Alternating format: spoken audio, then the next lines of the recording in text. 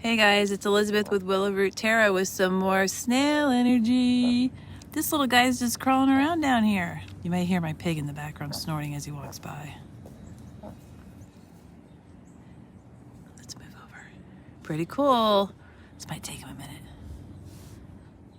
Look at that sucker go. I didn't know there's shells around their sides. They're just pulling it along. My God, TV was lying. Snail energy. I wonder what the amount of circles signify. I mean, it's a spiral, but how many times it goes around would signify. Let's count. From the origin being 1. Actually 0, because that's the full.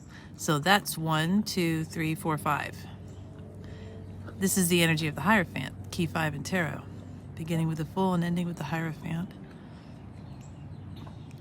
A teacher of patience, steadfastness. Ooh, ooh, ooh, what's going on?